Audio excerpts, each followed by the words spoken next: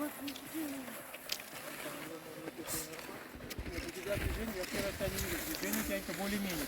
Я вижу, что ты заставляешь себя работать. Даже вот это плюс от подъема, это нормально, понимаешь? Просто нужно работать.